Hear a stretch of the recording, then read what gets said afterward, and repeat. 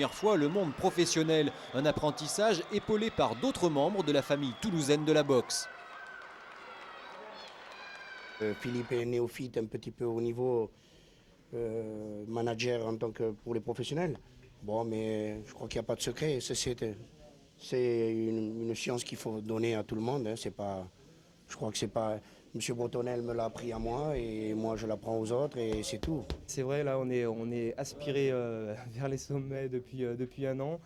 Je crois que c'est aussi dû au travail qui est fait à la salle. Aussi, il y a une très bonne ambiance.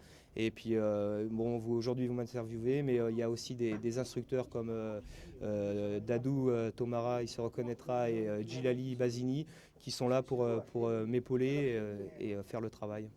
Beaucoup d'humilité et de modestie dans ce club, c'est aussi cela, l'esprit de bagatelle. Pendant ce temps, dans un coin du vestiaire, se prépare Birlan Massalando, un boxeur angolais connu dans notre région puisqu'il était au préalable licencié au BBC, comprenait le Blagnac Boxing Club pendant 5 ans.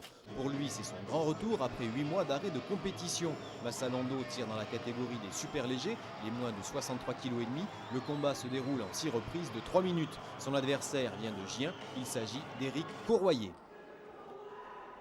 Massalando est un boxeur au parcours tout simplement incroyable. À l'âge de 16 ans, il remporte à Cuba la Spartakiade, un tournoi militaire des pays de l'Est organisé par l'ex-URSS, alors dominante en Angola.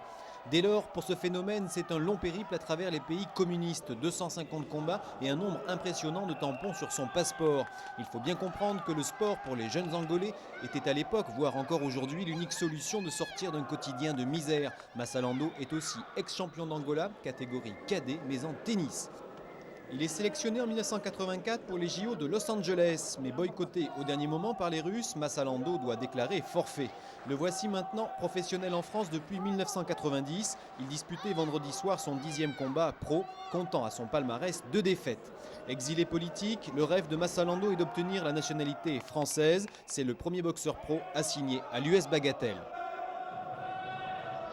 Jamais dans ce combat, l'Orléanais Courroyer ne prendra la mesure du boxeur toulousain. Pourtant, avec 36 combats pro à son palmarès, Courroyer est un sérieux client.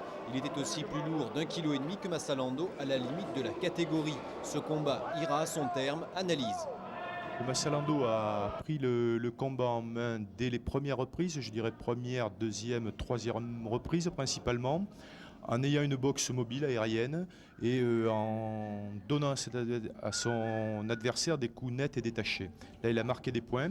Par la suite, dans la quatrième et cinquième reprise, le combat s'est un peu plus équilibré. Je dirais que la quatrième reprise n'a pas été nettement en sa faveur.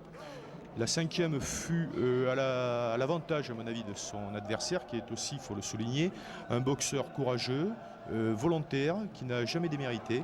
Et dans la sixième et dernière reprise, prudemment, il a continué à être aérien, mobile et à toucher de son bras avant pour assurer l'avantage qu'il avait acquis dans les rounds antérieurs. Victoire au point sans problème pour Massalando qui réussit ainsi son match de rentrée. Chez les amateurs, a signalé la victoire ultra rapide de Mohamed Madran et de Fabien Tchetcha, tous les deux de l'USB, tandis que du même club, Saïd et Rachid a déçu dans son combat.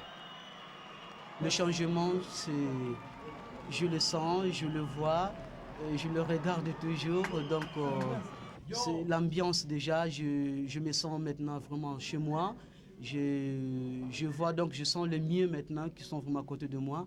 Et surtout, je peux dire ce niveau du travail d'entraînement d'équipe, je me sens très soutenu. Je remercie tout le monde qui est venu dans la boxe éducative.